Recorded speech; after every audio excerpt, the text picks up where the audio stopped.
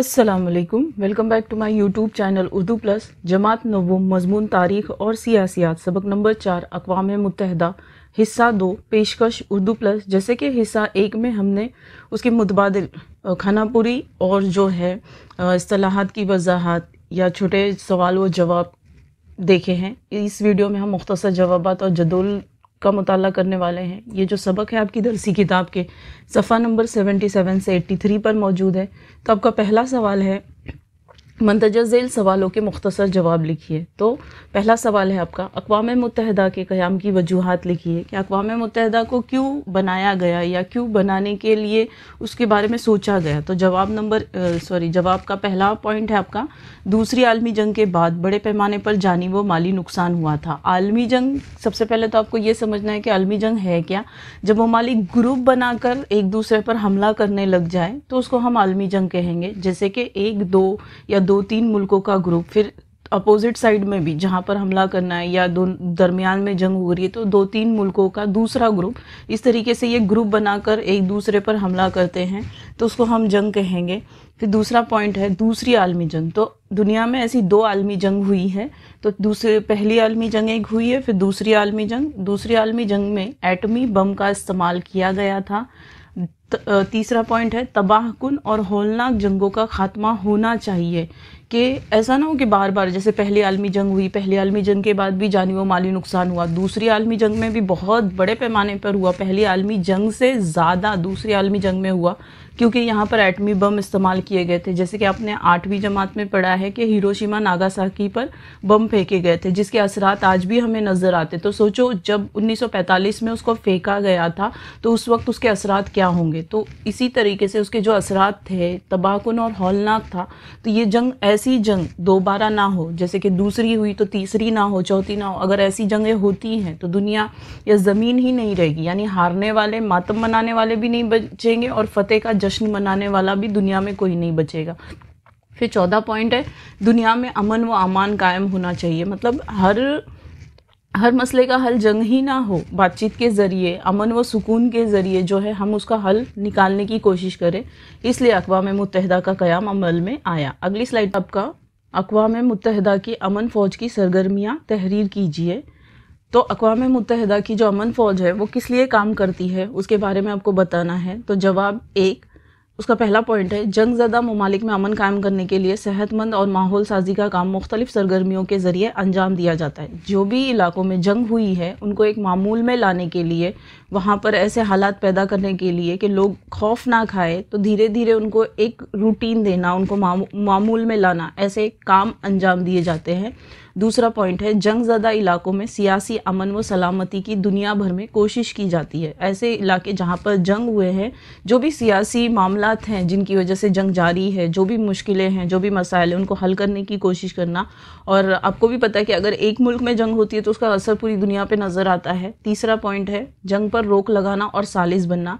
अमन फ़ौज यही काम करती है कि हर मसले का हल वो जंग को नहीं बताती है, मतलब जंग को रोकने की कोशिश करती है और उसको उस मसले को बगैर जंग के हल करने की कोशिश करेगी। चौथा पॉइंट है, अमली तौर पर अमन कायम करती। और अमन फ़ौज सिर्फ बात नहीं करती या पेपर पर ही पॉइंट्स नहीं लिखती, वो जो भी तरीके हैं उनको अपना कर उस इलाके में जो है अमन कायम करने की कोशिश करती है। पांचवा पॉइंट है, तहफ़्फ़ुज़ अमन के लिए मुख्तलिफ तरीक़ों पर अमल करती है। मतलब जिस तरीके से भी उस इलाके में अमन कायम किया जा सकता है, सुकून व शांति को बर्पा किया जा सकता है, वो तरीक़ों का इस्तेमाल करती है। फिर छठा पॉइंट है आपका, बकाए अमन, यानी जिन इलाकों में अमन कायम है उनको ऐसा महसूस होता है कि इस इलाके में किसी चीज़ से ख़तरा हो सकता है, दहशतगर्दी से ख़तरा हो सकता है उस इलाके के अमन व सुकून को, तो उससे, उन चीज़ों से उसको बचाने की कोशिश करती है। अगली स्लाइड पर आप देखोगे, अक़वाम मुत्तहिदा के मकासिद लिखिए। तो जवाब है, अक़वाम मुत्तहिदा के मंदरजा झेल मकासिद है। मतलब अक़वाम मुत्तहिदा किस मकसद के तहत बनाई गई, क्यों बनाई गई और क्या काम करती, क्या मकसद है उसका बनाने का। तो पहला पॉइंट है, मुख्तलिफ ममालिक के माबैन खुशगवार दोस्ताना ताल्लुकात को फ़रोग़ देना। दुनिया में जितने भी ममालिक हैं उनमें जो है खुशगवार और दोस्ताना माहौल को पैदा करना, फ़रोग़ देना, आगे बढ़ाना, ताकि जो भी काम है, जंग हर मसले का हल ना हो, بات چیت کے ذریعے ایک دوسرے کو سمجھتے ہوئے اس مسئلے کا حل نکالا جا سکے۔ دوسرا پوائنٹ ہے بین الاقوامی مسائل کو پرامن طریقے سے حل کر کے سلامتی کے فروغ کی کوشش کرنا۔ بین الاقوامی یعنی پوری دنیا کے جتنے بھی ممالک ہیں اس میں جتنے بھی مسئلے ہیں، جیسے کہ پہلا مسئلہ دہشت گردی لے لو، ماحولیات کے مسائل لے لو، تو یہ صرف ایک ملک کو درپیش نہیں ہے، تمام دنیا کے جتنے بھی ممالک ہیں تمام کو درپیش ہے، تو یہ بین الاقوامی مسئلہ ہوا، تو اس کو حل کرنے کے لیے پرامن طریقہ استعمال کیا جائے۔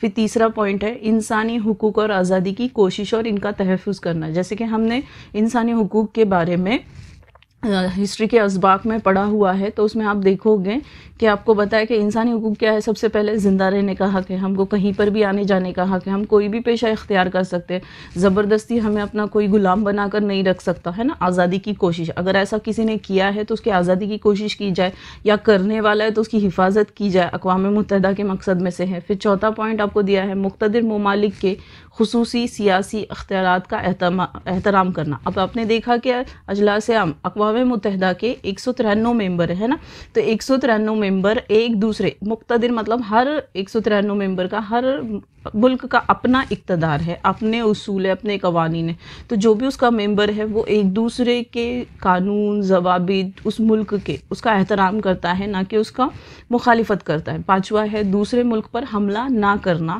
دوسرے مطلب ہر فیصلہ یہ نہ ہو کہ بس دوسرے ملک پر ہمیں حملہ کرنا ہے، اس کو بات چیت کے ذریعے بھی سلجھایا جا سکتا ہے۔ چھٹا پوائنٹ ہے بین الاقوامی قوانین اور ضوابط کی تعمیل کرنا۔ بین الاقوامی قوانین جو بھی اقوام متحدہ نے قانون و ضوابط بنائے ہیں اس کی تعمیل کرنا۔ نیکسٹ سلائیڈ پر آپ کو ہے جدول مکمل کیجئے، تو پہلی جدول ہے اقوام متحدہ کے ذیلی شاخوں کے متعلق معلومات فراہم کرنے والی جدول مکمل کیجئے۔ تو پہلا کالم آپ کا نمبر شمار ہے، دوسرا شاخ ہے، تیسرا ارکان کی تعداد ہے، اور چوتھا ہے ذمہ داری۔ تو پہلے میں ہے اجلاس عام جو اقوام متحدہ کا پہلی شاخ ہے، اور اس کے ارکان کی تعداد ہے 193، جیسے کہ ہم نے خانہ پوری میں بھی دیکھا تھا اس کو۔ پھر اس کی ذمہ داری کیا ہے کہ سلامتی کونسل کے غیر مستقل ارکان کا انتخاب کرنا۔ دیکھو ہوتا کیا ہے کہ اجلاس عام کے یہ 193 ممبروں میں سے باقی جو بھی ابھی نیچے آپ اس کی شاخ پڑھنے والے ہیں اس میں سے ممبر چنے جاتے ہیں، اور وہ اس شاخ کے بھی ممبر ہوتے ہیں اور اجلاس عام کے بھی ہوتے ہیں، یہ اس کی خاص بات ہے۔ تو پہلا پوائنٹ آپ کو بول رہا ہے سلامتی کونسل، جیسے کہ دوسری شاخ اس کی سلامتی کونسل ہے، تو سلامتی کونسل کے غیر مستقل ارکان کا انتخاب کرنا۔ تو ہم نے دیکھا جب ہم پڑھ رہے تھے دوسرے ویڈیو میں، تو ہم نے دیکھا کہ دو سلامتی کونسل کے جو ہیں مستقل اور غیر مستقل اس طریقے سے ارکان ہیں۔ مستقل ارکان 5 ہیں اور غیر مستقل 10 ہے، تو وہ 10 ارکان کہاں سے چنے جاتے ہیں؟ اجلاس عام سے۔ پھر دوسرا ہے سلامتی کونسل کے ساتھ اقوام متحدہ کے معتمد اعلیٰ کا انتخاب کرنا۔ جیسے کہ میں نے ابھی کہا اجلاس عام کے 193 ممبر ہیں، انہی میں سے جتنی بھی ذیلی شاخیں ہیں سب کے ممبر چنے جاتے ہیں، تو بین الاقوامی عدالت معتمد اعلیٰ مطلب سیکریٹری، ان کا بھی انتخاب اجلاس عام سے کیا جاتا ہے۔ تیسرا ہے سلامتی کونسل کے ساتھ بین الاقوامی عدالت کے منصف جج کا تقرر کرنا۔ دیکھو اگر آپ دیکھو گے کہ اجلاس عام سے ہی سلامتی کونسل کے غیر مستقل ارکان کا انتخاب ہوتا ہے، سلامتی کونسل سے اقوام متحدہ کے معتمد اعلیٰ کا مطلب سیکریٹری ہوتا ہے، ان کا بھی انتخاب یہیں سے کیا جاتا ہے۔ تیسرا ہے سلامتی کونسل کے ساتھ بین الاقوامی عدالت کے منصف جج کا تقرر، جس کے بارے میں ابھی ہم پڑھیں گے اسی جدول میں۔ تو منصف یعنی جج کا بھی تقرر اسی اجلاس عام سے ہوتا ہے۔ چوتھا ہے اقوام متحدہ کے سالانہ بجٹ کو منظوری دینا، یعنی بجٹ یعنی سال بھر میں آپ کتنا خرچ کرنے والے ہو، اقوام متحدہ کتنا خرچ کرنے والی ہے، کہاں پیسہ لگائے گی، کہاں فنڈ کتنا دے گی، تو یہ جو اس کو بجٹ کہتے ہیں، تو بجٹ بھی کون طے کرتا ہے؟ اجلاس عام اقوام متحدہ کا۔ نیکسٹ ہے آپ کا سلامتی کونسل۔ تو سلامتی کونسل کے ارکان کی تعداد 15 ہے، جیسے کہ میں نے آپ کو پچھلی ویڈیو میں بھی بتایا تھا کہ 5 مستقل ہیں جو کبھی نہیں بدلتے اور 10 غیر مستقل ہے۔ ابھی ہم نے دیکھا کہ اجلاس عام سے ان کو چنا جاتا ہے، تو ان کی کیا ذمہ داری ہے؟ پہلا ہے بین الاقوامی امن و سلامتی قائم کرنا اور اس کی حفاظت کرنا۔ بین الاقوامی یعنی پوری دنیا میں امن و سکون قائم کرنے کی کوشش کرنا، اور جہاں پر ہے یا ہے پہلے سے تو اس کی حفاظت کرنا کہ کسی اور چیز سے اس کو نقصان نہ پہنچے، وہاں کا سکون غارت نہ ہو۔ دوسرا ہے سلامتی کونسل اسلحہ پر قابو پانے کے لیے منصوبہ بندی کرتی ہے۔ اسلحہ مطلب ہتھیار اور اوزار کا استعمال کم کیا جائے یا نہیں کیا جائے، اس پہ پابندی کرنے کی کوشش کرتی ہے، یا ایسی کچھ منصوبے بناتی ہے جیسے کہ بغیر اسلحے کا استعمال کرتے ہوئے ہی مشکل کو حل کیا جا سکے۔ اگلا ہے تیسرا ہے بین الاقوامی عدالت، تو اس کے ارکان کی تعداد 15 ہے، جیسے کہ ابھی ہم نے دیکھا پچھلی سلائیڈ پر کہ اجلاس عام سے ہی ججوں کا تقرر ہوتا ہے، تو ان کی ذمہ داریاں ہیں، ایک ہے اقوام متحدہ کے 2 یا اس سے زائد رکن ممالک کے درمیان تنازعات کو حل کرنا۔ ابھی آپ کو پتہ ہے تنازع مطلب 2 لوگوں کے بیچ میں یا 3 لوگوں کے بیچ میں، یعنی اسی طرح سے 2 ممالک کے درمیان 3 ممالک کے درمیان مسئلے ہو سکتے ہیں جن کو حل کرنے کا کام کون کرتی ہے؟ بین الاقوامی عدالت۔ دوسرا ہے بین الاقوامی قوانین کا مناسب مفہوم متعین کرنا۔ اب جیسے کہ ہم نے پہلی سلائیڈ پر ہی پڑھا تھا کہ اقوام متحدہ کے مقاصد میں، تو اقوام متحدہ نے کچھ قانون بنائے ہیں جو 193 ممالک کیا کرتے ہیں اس کو عمل میں لے کر آتے ہیں، تو جو بھی قانون ہیں اس کو متعین کرنا یا کسی کو اگر وہ سمجھ میں نہیں آتا ہے تو سمجھانا۔ پھر تیسرا ہے اقوام متحدہ سے منسلک مختلف شاخوں اور ذیلی اداروں کو درپیش مسائل پر رائے دینا۔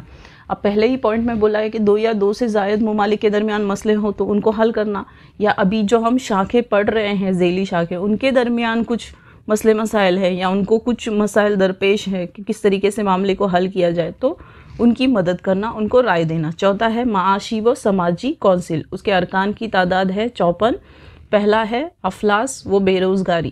پہلے تو نام سے ہی آپ سمجھ جاؤ، معاشی و سماجی کونسل مطلب یہ جو شاخ ہے کس کے لیے کام کرتی ہے؟ سماج کے لیے کام کرتی ہے، کہ معاشی فنڈ وغیرہ دینے کی کوشش کرتی ہے، اور اس کے ارکان کی تعداد ہے 54۔ تو یہ بھی اجلاس عام کے ممبر ہوتے ہیں، 193 ممبروں سے ہی ان کو چنا جاتا ہے۔ پھر پہلا ان کی ذمہ داری ہے افلاس بے روزگاری، یعنی پوری دنیا میں جہاں پر غریبی ہے۔ پھر معاشی و سماجی عدم مساوات ہے، امیری غریبی کا فرق زیادہ ہے، عدم مساوات یعنی مساوات کا نہ ہونا، جیسے مسائل پر عالمی سطح پر مذاکرات، تجاویز اور تدابیر کرنا، مطلب بات چیت کرنا، تجاویز دینا کہ اس چیز کو ہم کس طریقے سے ختم کر سکتے ہیں، تدبیر کو پیش کرنا جسے آئیڈیاز جس کو ہم کہتے ہیں۔ پھر دوسرا ہے خواتین کے مسائل، خواتین کو خود کفیل بنانا، انسانی حقوق، بنیادی آزادی، عالمی تجارت اور صحت سے متعلق مسائل پر مذاکرے کرنا۔ خواتین کے مسائل جیسے کہ ہم نے سبق نمبر 6 تاریخ نوم میں پڑھا ہے، خواتین کے جو مسائل بھارت کے تھے، تو یہ جو خواتین کے مسائل پوری دنیا کے ممالک کے ہیں، دنیا میں جتنے بھی ممالک ہیں ان کے مسائل کو حل کرنا، اور خواتین کو خود کفیل بنانا یعنی وہ خود کما سکے، اپنے پیروں پہ کھڑی ہو سکے، اس طرح ان کو قابل بنانا۔ پھر انسانی حقوق، اس کا مطلب میں نے آپ کو بتا دیا ہے، بنیادی آزادی کہ ہر انسان کو زندہ رہنے کا حق ہے، اس کو کوئی قید کر نہیں رکھ سکتا، غلام بنا کر نہیں رکھ سکتا ہے۔ پھر عالمی تجارت، جو بھی عالمی تجارت مطلب ملکوں کے درمیان جو تجارت ہوتی ہے اس کے بارے میں بولا گیا ہے۔ پھر صحت سے متعلق مسائل پر مذاکرے کیے جاتے ہیں۔ صحت سے اب جیسے کہ آپ نے دیکھا کہ کرونا کی بیماری آئی، تو کرونا کی بیماری کو جو ہے پینڈیمک قرار دیا ہے اقوام متحدہ نے، کہ مطلب ختم نہیں ہو سکتی یہ بیماری، اس پہ صرف آپ تجاویز مطلب جو بھی آپ کو پریکاشنز بتائے گئے، جو بھی تجاویز بتائی گئی، بس اس کو عمل کرو اور اس بیماری سے بچنے کی کوشش کرو۔ پھر تیسرا ہے بین الاقوامی سطح پر تعلیمی اور ثقافتی روابط قائم کرنے کی کوشش کرنا، کہ ہر ملک کی اپنی ایک ثقافت ہے، اپنی ایک تعلیم ہے، تو ہر ملک کو اس کی عزت کرنی چاہیے۔ چوتھا اقوام متحدہ سے منسلک مختلف اداروں کے کام میں مطابقت اور ہم آہنگی قائم کرنا، کہ اقوام متحدہ سے جتنے بھی ادارے منسلک ہیں ان کی کیا کرنا؟ ہم آہنگی مطلب ان میں ربط و ضبط قائم کرنے کی کوشش کرنا، کنیکشن قائم کرنے کی کوشش کرنا۔